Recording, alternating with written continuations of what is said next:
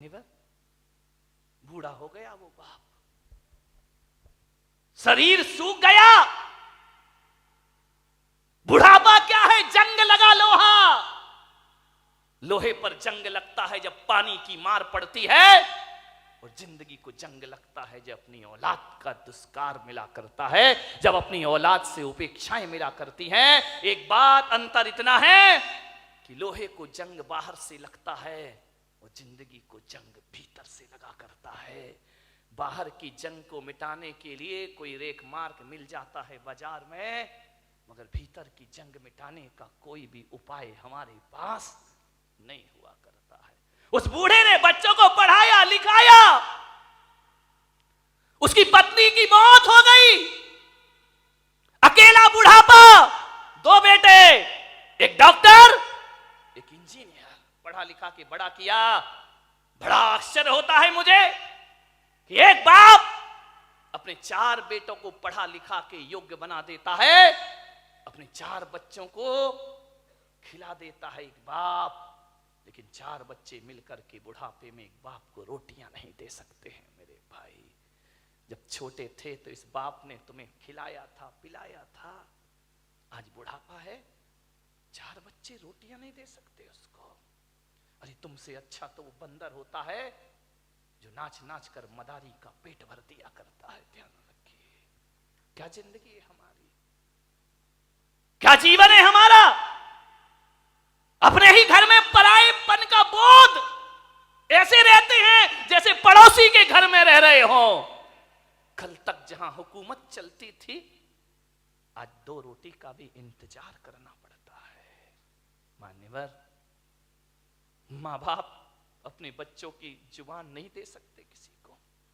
क्या हालात बना दिए हैं कि बुढ़ापे में मां बाप बच्चों के सामने चुपचाप हाथ बांधे खड़े रहते हैं। ध्यान रखें, उनके पास कुछ नहीं है। उस बूढ़े बाप को बहुएं पसंद नहीं करती थी, फूटी आंख नहीं सुहाता बूढ़ा उनको, बड़ी परेशान हो गई बहुएं। बूढ़े बाप ने देखा, यार इन बच्चों को मैंने पाला पोसा बड़ा किया, आप विचार तो करो एक बार, माँ बाप की तपस्याएं, मैं संत हूं, मैं दिगंबर संत हूं, लेकिन आज मैं आपके सामने कह रहा हूं कि 23 साल हो गए मुझे सन्यास में रहते रहते, लेकिन मैं विश्वास के साथ कहता हूं कि 23 साल में जितनी तपस्या मैंने नहीं की होगी, उससे ज्यादा तपस्या मेरी मां ने मुझे पालने में की होगी। क्या पाते हो तुम अपनी जिंदगी में? मां बाप के एहसान। बड़ा आश्चर्य होता है कि जिस मां ने 9 महीने तुम्हें कोख में रखा, बुढ़ापे में उसको कमरे में नहीं रख सकते हो तुम। ध्यान रखिए, जिस मां ने आंचल का दूध पिलाया, उस मां को मटके का पानी नहीं पिला सकते हो। जिस मां ने, विचार करिए, आज जो तुम बोल रहे हो, अरे बेकार है वो औलाद जो अपने बाप को चुप कहती हो। ध्यान रखिए, कैसी औलाद है? मां बाप कुछ बोलते हैं तो बच्चा कहता है आप चुप रहिए। अरे जीभ गल के गिर जाना चाहिए आपकी। मां बाप को कहते हो चुप रहिए। जिसने बोलना सिखाया, जब तुम पैदा हुए थे तुम्हें तो बोलना भी नहीं आता था। बताइए सबसे पहले बोलना किसने सिखाया था? इस मां बाप ने। और इसी दिन के लिए सिखाया था कि जब तू बोलना सीख जाए तो हमें कहना कि तुम चुप रहो। ध्यान रखिए मान्यवर, मां बाप के एहसानों से मुक्त नहीं हो सकते कभी। जब तुम्हें चलते नहीं बनता था ना, किसने चलना सिखाया था? बताइए, उंगली पकड़ के किसने चलना सिखाया था? इस मां ने सिखाया था, इस पिता ने सिखाया था। ये तुम्हारे लिए घोड़ा बना था, तुम उसकी पीठ पर सवार हुए थे। कितना खुश होता था वो बाप जब तुम पहली बार चलना सीखे थे। चलते थे, गिर जाते थे, चलते थे, जैसे ही गिरने लगते थे पापा आकर पकड़ लिया करते थे। एक बात तो बता दो, युवाओं से मेरा निवेदन है, जब तुमसे चलते नहीं बनता था तो माँ बाप ने उंगली पकड़ी थी, और आज उनसे चलते नहीं बनता तो तुम उनका हाथ नहीं पकड़ सकते हो। तुम्हें उनका हाथ पकड़ने में शर्म आती है, तुम्हें गाड़ी में बिठा के मंदिर ले जाने में शर्म आती है, तुम्हें शर्म आती है अपने माँ बाप को सहारा देने में। वाह रे इंसान, विचार करिए, याद है तुम्हें जब बचपन में स्कूल जाते थे तो माँ क्या करती थी, तुम्हारे टिफिन में 2 रोटी रखती थी। बेटा पढ़ाई भी करना, भूख लगे तो ये रोटियां खा लेना। स्कूल में रहने के बाद भी माँ तुम्हारा ख्याल रखती थी। और जब स्कूल जाते थे तो माँ पिता 1 रुपया 2 रुपया तुम्हारी जेब में डाल दिया करता था। विचार करो आप कि जिस माँ ने टिफिन में 2 रोटियां रखी हैं, बुढ़ापे में आज उस माँ की थाली में 2 रोटी नहीं है। और जिस बाप ने जेब में पैसे डाले थे, आज वो बाप बिना पैसे के घर में जिंदगी जी रहा है, एक एक पैसे को तरसता है, उसे शर्म आती है अपनी औलाद से पैसा मांगने में। एक बात तो बता दो, युवाओं से मेरा निवेदन है कि बचपन में तुमने पिता की जेब से पैसे निकाले थे तो पिता तो गुस्सा नहीं हुए थे ना। पिता तो सोचते थे बच्चा है, निकाल लिया, खर्च करेगा, कोई बात नहीं है। बचपन में पिता के जेब से पैसे निकालते तब पिता को गुस्सा नहीं आया। और आज बुढ़ापे में बाप यदि तुम्हारी जेब से पैसा निकाले तो तुम्हें गुस्सा क्यों आता है? मैं आपसे पूछना चाहता हूं, युवाओं से मेरा प्रश्न है, आज आपको गुस्सा क्यों आता है? आज पिता को इजाजत क्यों लेना पड़ती है? एक बात आपसे निवेदन करने जा रहा हूं, मान्यवर, जब तुम छोटे थे ना, ये वही बाप है, तुम्हारे घर में एक चिड़िया आती थी। तुम बचपन में छोटे में पूछते थे पापा ये क्या है? पापा कहते थे बेटा चिड़िया है। फिर थोड़ी देर बाद चिड़िया आती थी, पापा ये क्या है? बेटा ये चिड़िया है। फिर चिड़िया आई, पापा ये क्या है? तुमने 10 बार पूछा, बाप ने 10 बार बताया बेटा ये चिड़िया है। पापा को गुस्सा नहीं आया ना? और जब बुढ़ापे में एक बाप किसी बात को 2 बार पूछ लेता है तो आप कहते हो तुम्हें एक बार का समझ में नहीं आता है, बार बार पूछते रहते हो। कितनी बार समझाऊं तुमको? बताओ, तुमने 10 बार पूछा तो पापा ने गुस्सा नहीं किया, आज पापा ने 2 बार पूछ लिया तो तुमको गुस्सा आ गया। तुम कहते हो कि माँ बाप जिद करते हैं, बुढ़ापे में परेशान करते हैं। तुमने भी बहुत जिद की थी जब तुम अपने माँ बाप के साथ बाजार गए थे, खिलौने के लिए मचल गए थे, पापा यही खिलौना लूंगा, पापा के पास पैसे नहीं थे, पापा मुझे यही वाला चाहिए। सोचिए, आप विचार करिए, बाप के पास कुछ नहीं था, तुमने डिमांड की, तुमने जिद की, तुम भी तो सड़क पर मचल गए थे, बाजार में रोने लगे थे, तब पापा को गुस्सा नहीं आया। और आज माँ बाप थोड़ी सी जिद कर ले, तुमको गुस्सा आ जाता है। किस काम की जिंदगी है ये तुम्हारी? मान्यवर, विचार करिए, तुमने कितना परेशान किया है माँ बाप को। उस परेशानी का यदि 1% भी चुका सको तो माँ बाप खुशी से अपनी जिंदगी जी लेंगे। मेरे भाई, मैं आपसे निवेदन करता हूं, माँ बाप का सम्मान ना कर सको कोई बात नहीं है, ज्यादा उनका मान प्रतिष्ठा ना दे सको कोई बात नहीं, लेकिन मेरा आपसे आज एक निवेदन है, इज्जत ना दे सको कोई बात नहीं, मगर ऐसा तो करो कि माँ बाप इज्जत से उस घर में रह सके। ध्यान रखें, इतना तो कर सकते हो ना कि सम्मान की जिंदगी जी सके। वो क्या करते हम माँ बाप के लिए? स्वामी विवेकानंद बहुत बड़े संत हुए, अमेरिका गए, उन्होंने अपना भाषण दिया, प्रवचन दिया, मां पर बहुत अच्छा बोलते थे। वो कहते थे मां से अच्छा कुछ नहीं होता, मां से बड़ा कोई धर्म नहीं होता है, पिता से बड़ा कोई धर्म नहीं होता, कोई कर्तव्य नहीं होता हमारा। विवेकानंद से किसी जिज्ञासु ने पूछ लिया, आप मां की इतनी महिमा गाते हैं, मां में ऐसा क्या है? धरती पर आए हैं तो मां तो मिलेगी मिलेगी, इसमें कौन सा एहसान? और हर माँ बाप पाल पोस के बड़ा करते हैं, कोई बड़ा काम नहीं कर दिया उन्होंने। धरती पर आओगे तो माँ बाप तो मिलेंगे ही मिलेंगे। विवेकानंद ने कहा, ये प्रश्न कोई भारत का आदमी पूछ रहा है कि मां में ऐसा क्या है?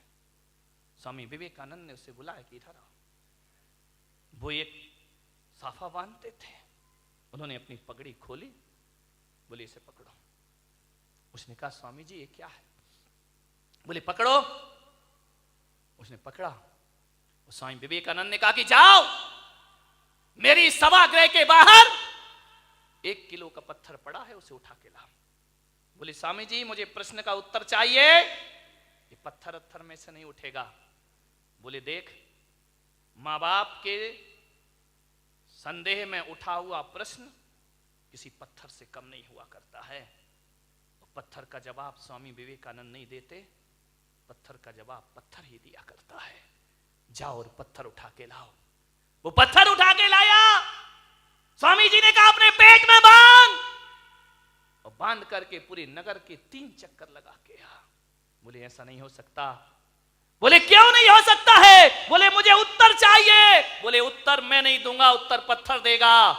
माँ बाप के खिलाफ उठा प्रश्न पत्थर है, उत्तर भी पत्थर ही देगा। जाओ।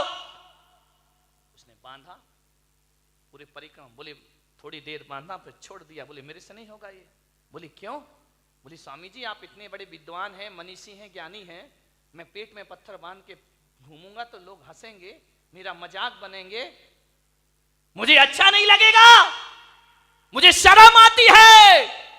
तो स्वामी विवेकानंद ने कहा उत्तर मिल गया। बोले ये कोई उत्तर है क्या? बोले यही उत्तर है।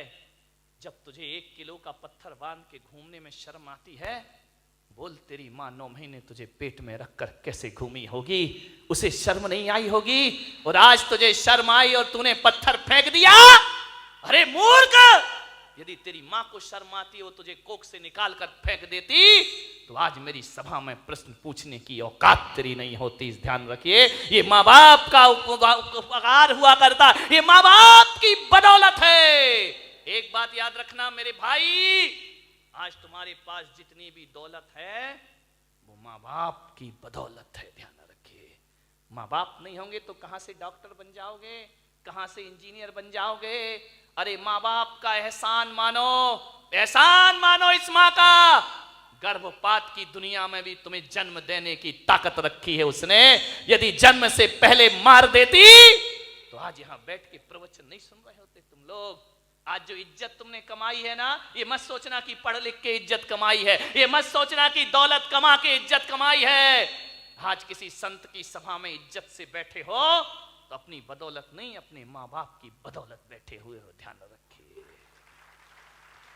मेरा आपसे निवेदन है, यदि ये माँ तुम्हें जन्म देके किसी कचड़े घर में फेंक देती ना, जैसे आज बुढ़ापे में तुम उसे फेंक रहे हो, यदि बचपन में इस माँ ने फेंक दिया होता ना तो ना तुम्हारी जात का पता चलता, ना तुम्हारे बाप का पता चलता, और इस धरती पर नाजायज औलाद बनकर जीते रहते। कोई तुमसे शादी करने को तैयार नहीं होता मेरे भाई। माँ बाप ने जिंदगी भर अपना चरित्र बचाया है, इस माँ ने अपने सतीत्व को बचाया है, उस पिता ने अपने चाल चलन को सुधारा है, तब जाकर तुम इस समाज में इज्जत की जिंदगी जी रहे हो मेरे भाई। ध्यान रखिए, ये इज्जत भी माँ बाप से मिली है, ये नाम भी माँ बाप से मिला है। और तुम्हें डॉक्टर बनाने से पहले तुम्हें डॉक्टर बनाने का सपना माँ बाप ने देखा था, तुमने बाद में, तुम्हें तो अकल भी नहीं थी, तुम्हें तो समझ भी नहीं थी कि इंजीनियर क्या होता है, डॉक्टर क्या होता है। माँ बाप तुम्हें बनाते हैं। आज तुम जहां भी हो, संतों की बदौलत, भगवान की बदौलत हो या ना हो, माँ बाप की बदौलत आज तुम जहां पर भी हो। ध्यान रखिए, माँ बाप का हाथ है इसमें। बूढ़ा दुखी हो गया, बहुएं पसंद नहीं करती, घर जाता बूढ़ा तो ऐसा लगता जिसे किसी जेल में प्रवेश कर रहा हो। पत्नी भी नहीं, फोटो लगी है पत्नी की, लेटा हुआ है पलंग पर, कभी पत्नी को देखता है, कभी अपने आप को देखता है। रात कटती है करवट में, पता नहीं चलता कितनी लंबी रात है। यूं तो अमावस 15 दिन में एक बार आती है, लेकिन उस बूढ़े की जिंदगी में तो अमावस ही अमावस थी, पूर्णिमा तो कभी आ ही नहीं पाई। सुबह ताने भरे शब्दों से नाश्ता मिलता, उलाहना दे करके 2 रोटी मिलती। करते क्या हो तुम यहां बैठे बैठे? कुछ नहीं बोला बूढ़ा। ठीक है, जाए भी तो जाए कहां? बड़ा दुखी था। मर भी नहीं सकता, मौत भी नहीं आती, जी भी नहीं सकता, जीने जैसा कुछ बचा भी नहीं है। बहुत दुखी वह बूढ़ा। थोड़ा बहुत टहलाता, यार दोस्तों में बैठता, शरीर में ताकत नहीं, कुछ कमाए, कुछ मेहनत करे, फिर घर लौट आता। और घर लौटता तो ऐसा लगता कि किस दरिंदगी की जिंदगी में मैं वापस लौट आया हूं। कोई ढंग से बात नहीं करता, बेटे के पास टाइम नहीं, वो क्लिनिक से आता, वो साइड से आता नहाता धोता, टीवी के सामने बैठ जा। बूढ़े बाप से कोई कुछ नहीं पूछता। मैं युवाओं से निवेदन करूंगा, बूढ़े माँ बाप को बुढ़ापे में कुछ नहीं चाहिए, कुछ नहीं चाहिए। कोई बूढ़े माँ बाप नहीं कहेंगे अच्छा कमरा दो, अच्छा बंगला दो, गाड़ी दो, मोटर दो, अच्छा खाना दो। कोई माँ बाप नहीं। आपसे निवेदन है, जब कोई बेटा विदेश जाता है ना घूमने के लिए, पढ़ने के लिए, यदि वो पत्नी से पूछता है क्या लेकर आऊं, पत्नी कहती मेरे लिए हार लेकर आना। बच्चे से पूछता बेटा तेरे लिए क्या लेके आऊं, वो कहता है मोबाइल लेके आना। बहन से पूछता है तेरे लिए क्या लेकर आऊं, वो कहती है अच्छे से सूट लेकर के आना। लेकिन जब माँ से पूछता है माँ मैं विदेश जा रहा हूं, बता तेरे लिए क्या लेकर आऊं, तो माँ कहती है मेरे पास सब कुछ है मेरे बच्चे, कुछ लाए या ना लाए, मेरा लाल तू वापिस आ जाए, इससे बड़ा उपहार मेरे लिए दुनिया में कोई दूसरा नहीं। एक माँ है जो केवल तुम्हें चाहती है, तुम्हें बस, बाकी सारे रिश्ते तो तुमसे कुछ चाहते हैं। ध्यान रखिए, तुम्हें चाहने वाला कौन है? मान्यवर, क्या चाहिए एक बूढ़े माँ बाप को? पत्नी डिमांड कर सकती है साड़ी की, आभूषण की, माँ बाप तो नहीं करते। कोई उन्हें अच्छा पहनना नहीं चाहिए, उन्हें अच्छा कपड़ा नहीं चाहिए, उन्हें तो सब जीवन जी लिया है। ध्यान रखना, लड़कों से मेरा निवेदन है, बूढ़े माँ बाप को केवल प्रेम के 2 शब्द चाहिए। रूखी रोटी दे देना, ऑफिस से दुकान से जब भी लौटो 2 मिनट अपने माँ बाप के पास जरूर बैठना, उनका हाल चाल पूछ लेना, समस्या का समाधान कर पाओ या ना कर पाओ 2 शब्द प्यार के बोलना कि पापा जी कोई तकलीफ तो नहीं है ना, कोई कष्ट तो नहीं है ना, आपकी तबीयत ठीक है ना, बस इतना बोल दो। ध्यान रखिए, कुछ नहीं चाहिए माँ बाप को। एक माँ को इतना ही तो सुनना है कि माँ से इतना बोल दे बेटा कि मम्मी तू ठीक है ना। मैं आज आपसे पूछता हूं, एक सच्चा बेटा होगा तो आज जाके घर में माँ बाप से पूछेगा कि माँ बाप, माता पिता जब तुमने मुझे जन्म दिया था क्या सोच के जन्म दिया था? एक बात पूछना प्रश्न अपनी माँ बाप से, क्या सोच के तुमने जन्म दिया था मुझे? आप बताओ पिताजी, जैसा आपने सोचा था मैं उसके अनुसार हूं या नहीं हूं? पूछ लो एक बार अपने माँ बाप से। किन अरमानों से जन्म दे के पाल पोस के बड़ा किया था, मैं आपकी इच्छाओं के अनुरूप जीवन जी रहा हूं या नहीं जी रहा हूं? और माँ बाप यदि कुछ ना बोले तो समझना कि तुम अभी वैसा जीवन नहीं जी रहे हो। और मैं पुलक सागर आपको कहता हूं कि माँ बाप यदि चुप हो जाएं तो कसम खा लेना कि आज से मैं माँ बाप के अनुसार जिंदगी जीने का प्रयास करूंगा। ध्यान रखिए, और जो बेटा ऐसा कर लेगा वो किसी संत से कम नहीं हुआ करता है। बेटा गाल और बाल ही मत सजाओ, आजकल बड़ा फैशन चला है गाल और बाल सजाने का। अच्छा नहीं, एक आया था अभी मेरे यहीं बैठा हुआ एक लड़का, आजकल ऐसी फैशन ऐसी फैशन ऐसी फैशन ऐसा फैशन चला है, वो बाल है ना इधर से गायब इधर से गायब है, 4 अंगुल इधर से गए 4 अंगुल इधर से गए, बीच में रखा हुआ है। मैंने कहा क्या हो गया इस आदमी को, पागलपन तो देखो। मैंने कहा यार ये है क्या? वो मैं बिहार कर रहा था, बिहार करते बंबई से आ रहा था, हाईवे पे मैंने देखा कि 2 आजू बाजू सर्विस लाइन होती है ना, साइड में चलने के लिए, इधर सर्विस लाइन इधर सर्विस, 4 अंगुल की ये सर्विस लाइन 4 अंगुल की ये सर्विस लाइन, बीच में फ्लाईओवर। वाह रे आदमी, पूरा ट्रैफिक जाम कर रखा है बालों का, है ना। बाल और गाल कोई सुंदर मत बनाओ, बाल और गाल सुंदर होने से कुछ नहीं होता है। जुबान को सुंदर बनाओ, वाणी को सुंदर बनाओ, तो सारी दुनिया अपने प्रति आकर्षित हो जाया करती है।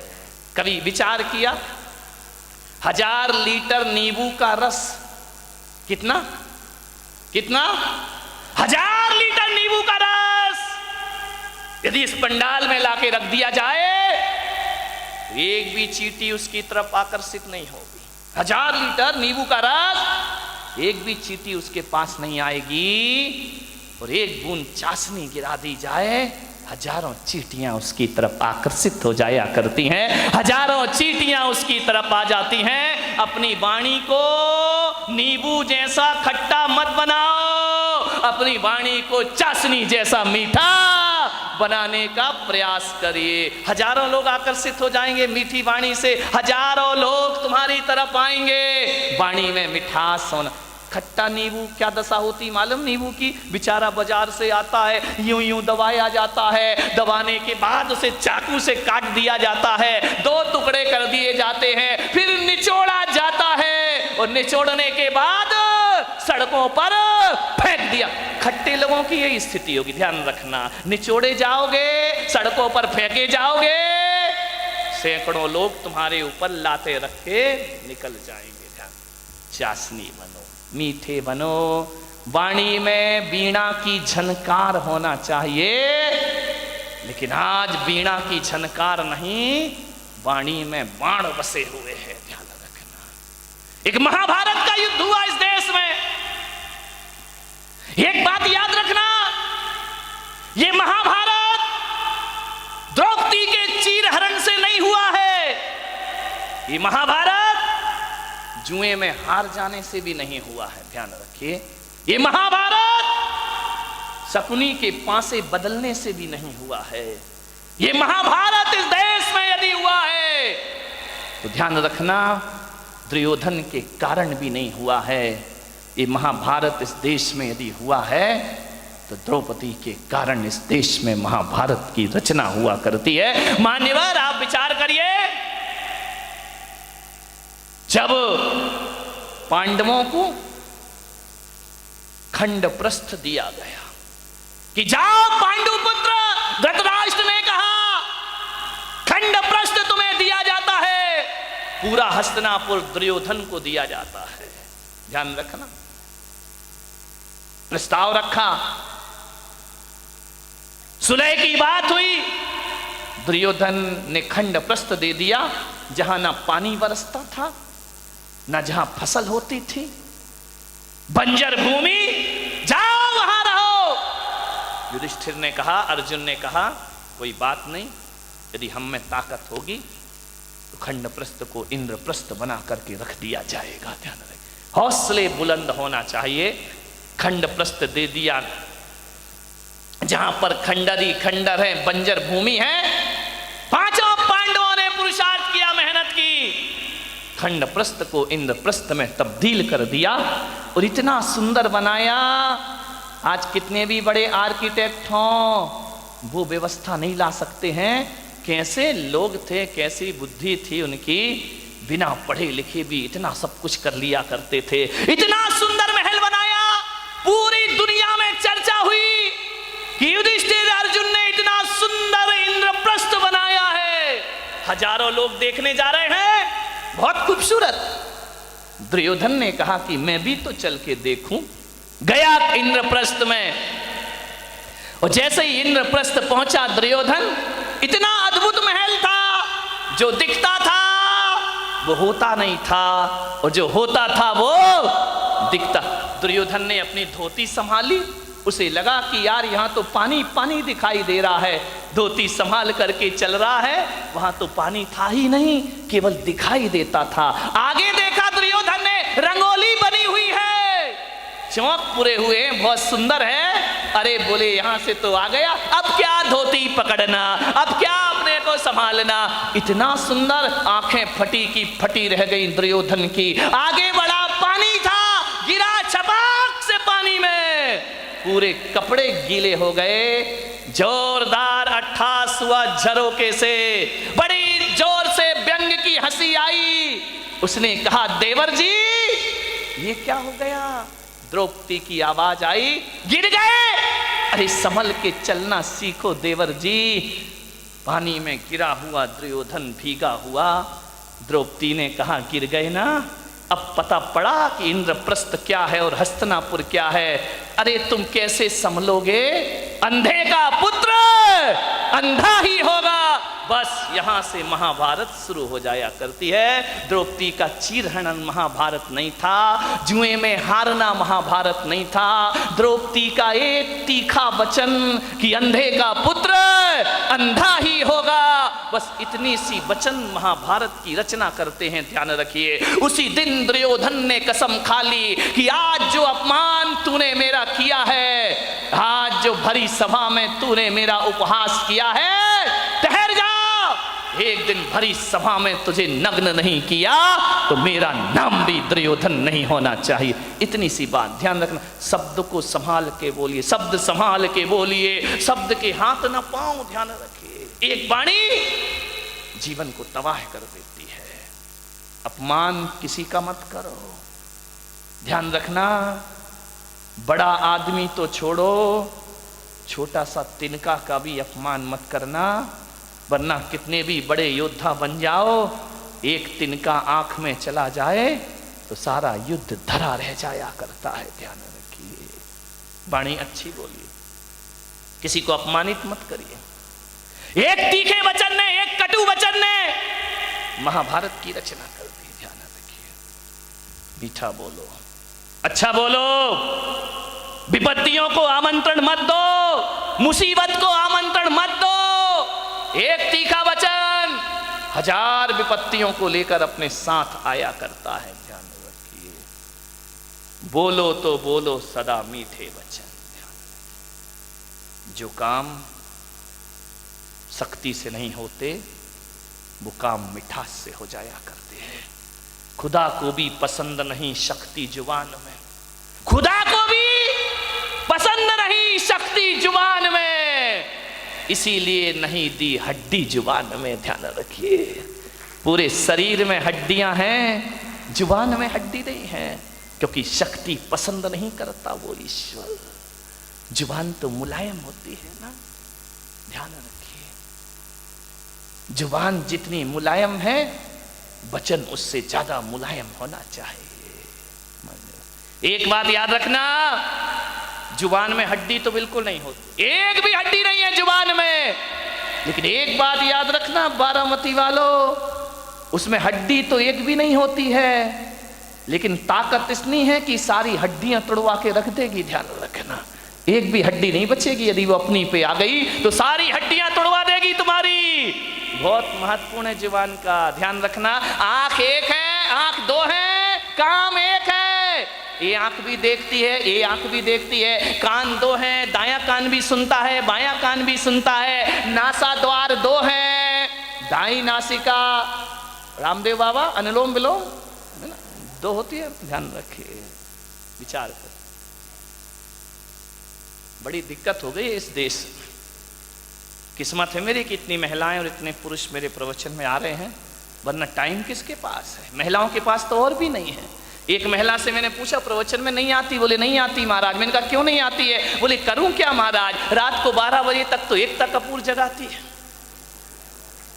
रात को 12 बजे तक तो एकता कपूर नहीं सोने देती है, और सवेरे 4 बजे रामदेव बाबा जगा देते हैं। हम करें, कहां से आए तुम्हारे प्रवचन में? इतने बिजी हैं हम लोग। ध्यान रखिए, समझिए, मान्यवर।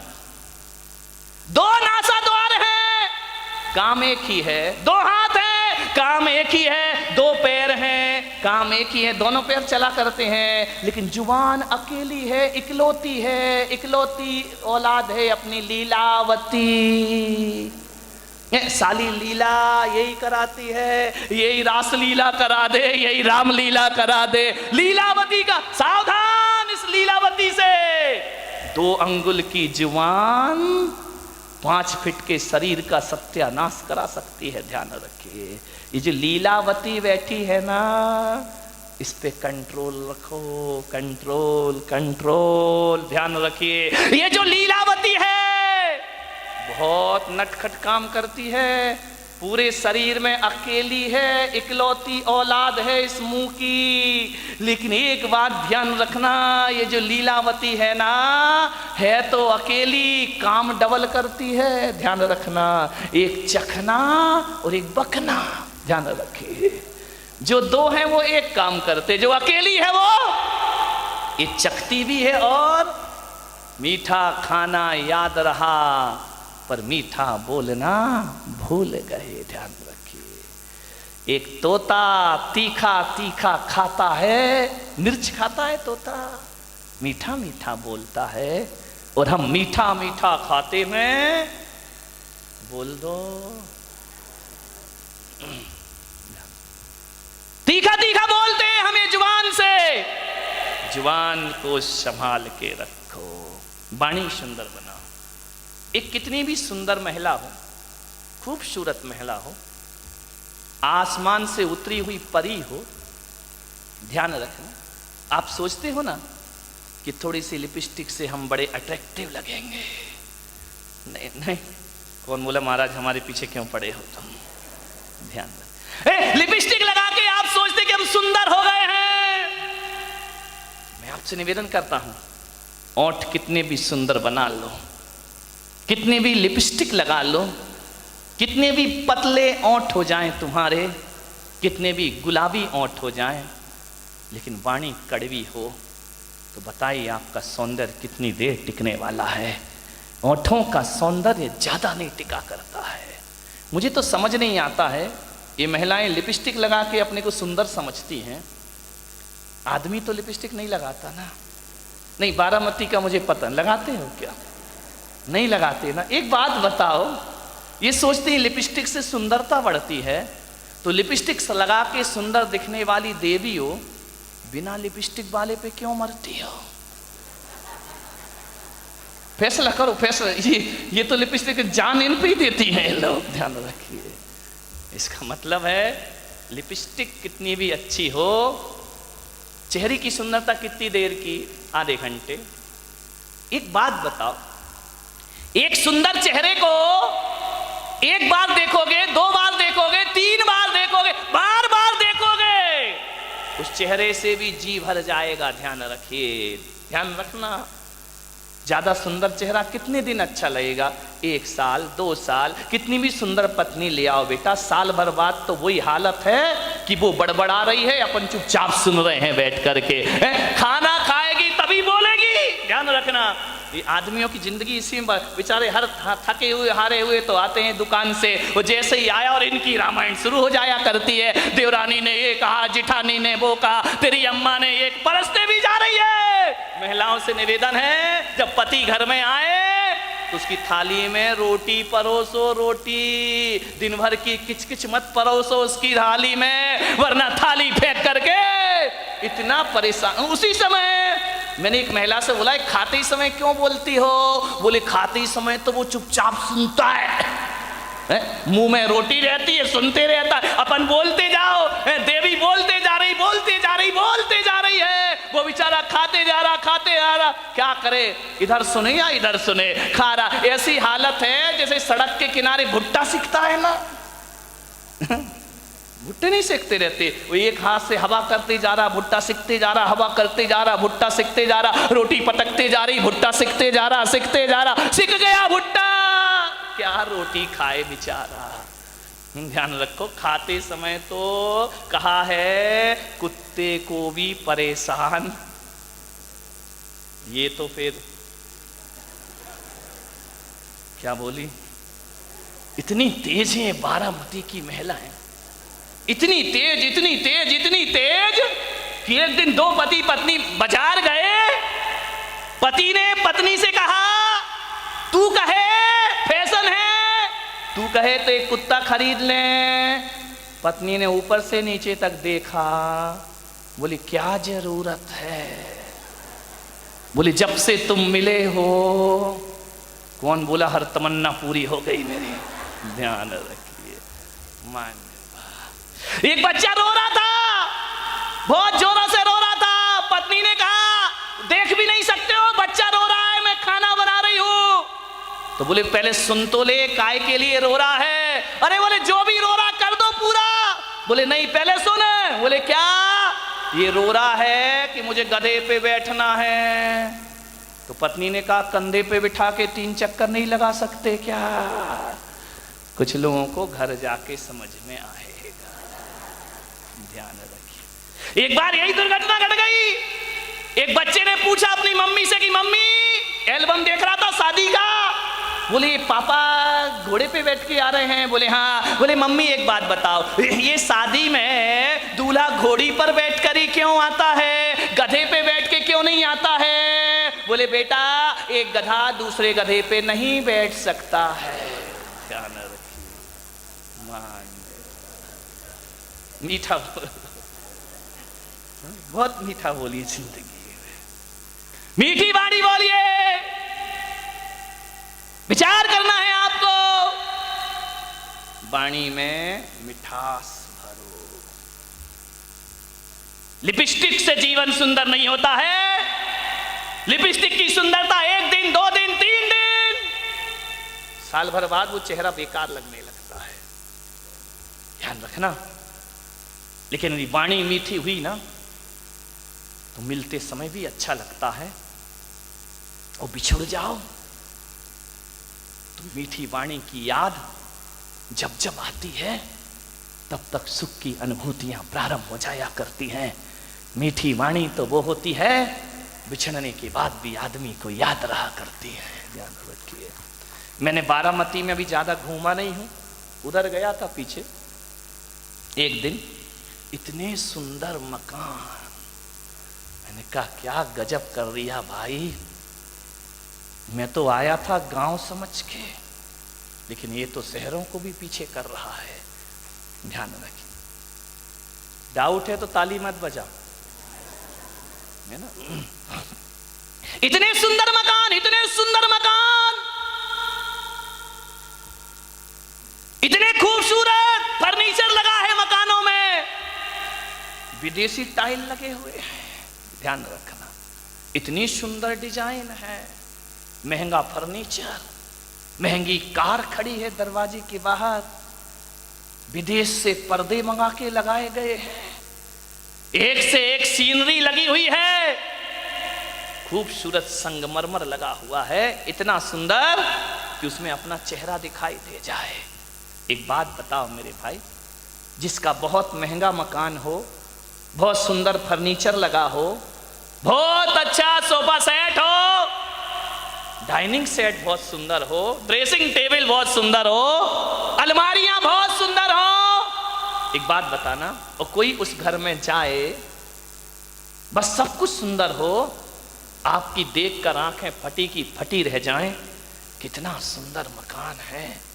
लेकिन एक बात बताइए, सब कुछ सुंदर हो लेकिन उसमें रहने वाले को बोलने का तमीज ना हो, वो बदतमीजी से बात करता हो, एक गिलास पानी भी ना पिलाता हो, और तुम गए और उसने इतना भी नहीं कहा कि भाई साहब आइए बैठिए, तो बताइए उस मकान की सुंदरता याद रहेगी आपको जाने के बाद, या उस आदमी का व्यवहार याद रहेगा आपको जाने के बाद? ध्यान रखिए, आप उस घर से निकल के जाएंगे, जिस मकान को बहुत सुंदर कह रहे थे वो मकान डिलीट हो जाएगा, और आदमी की बोली और व्यवहार जिंदगी भर याद रहेगा। और एक बात मैं आपसे कहता हूं, एक का मकान तो बहुत सुंदर नहीं है, बहुत कीमती मकान नहीं है, साधारण से फ्लैट में रहता है, लेकिन जैसे ही तुम जाते हो बड़े आदर से बोलता है, बड़े अदब से बात करता है, आइए भाई साहब बैठिए, ठंडा लेंगे या गरम लेंगे, आप क्या लेना चाहते, मीठा लेंगे नमकीन, अरे नहीं नहीं कुछ, अरे भाई साहब आए हो कुछ तो लेकर जाना पड़ेगा, ऐसा नहीं हो सकता, हमारे यहाँ कब कब पधारते हो, आपको जरूर कुछ लेना होगा, आपको भूख भी नहीं है तो भी उसके व्यवहार और मिठास के कारण आपको खाना पड़ेगा।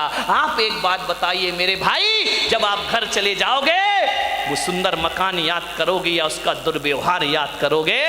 और घर जाओगे तो घटिया मकान याद करोगे या आदमी का व्यवहार याद करोगे? ध्यान रखिए, सुंदर मकानों को याद नहीं किया जाता है, सुंदर वाणी और व्यवहार को याद रखिए।